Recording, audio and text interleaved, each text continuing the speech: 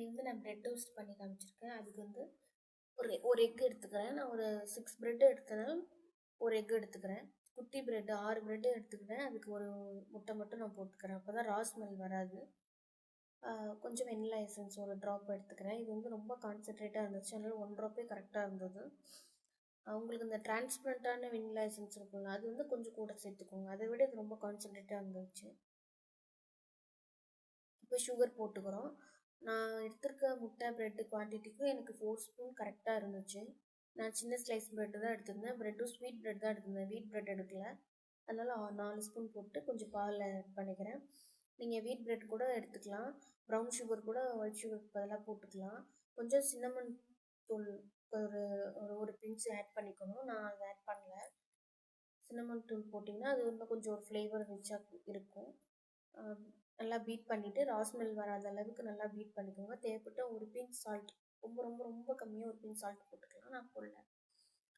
தவா எடுத்து வச்சுட்டு ஆயில் ஆர் கீ போட்டு நம்ம பீட் பண்ணி வச்சுருக்க எக் பீட்டரில் நம்ம ப்ரெட்டெல்லாம் டிப் பண்ணி ஃப்ரை பண்ணுவோம். இது பிரெட் டோஸ்ட் ரொம்ப சிம்பிளான ஒரு ரெசிபி தான். நிறைய பேர்த்துக்கு தெரிஞ்சிருக்கும். தெரியாதவங்களுக்காக என்னோடய ஸ்டைலில் நான் இப்படி பண்ணுவேன் அப்படின்னு சொல்லி செஞ்சு காமிச்சிருக்கேன். சிலர் சின்னமன் பவுட்ரு அதெல்லாம் போடுவாங்க. இப்படிலாம் போட்டு தான் செய்யணும்னு சிலர் நினைப்பீங்கள்ல. சின்னமன் பவுடர்லாம் போடாமலும் செய்யலாம். வெனிலா எசன்ஸ் கூட ஆப்ஷன் தான். நான் போட்டால் கொஞ்சம் எக்கோட அந்த ரா ஸ்மெல் வராமல் இருக்கும். ஃபஸ்ட்டெல்லாம் நாங்கள் வெனிலா எசன்ஸ் போடாமல் தான் செய்வேன். எனக்கு இப்போ எக்கோட அந்த பச்சை வாடெல்லாம் இப்போ பிடிக்காதனால நான் வெனிலா எசன்ஸ் வாங்கி யூஸ் பண்ணியிருக்கேன். உண்மையிலுமே ரொம்ப நல்லா இருந்துச்சு.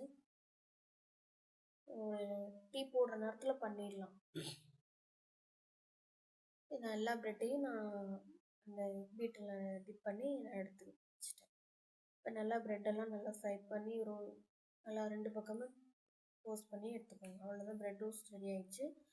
நான் பிளேட்டிங் பண்ணியிருக்கேன்.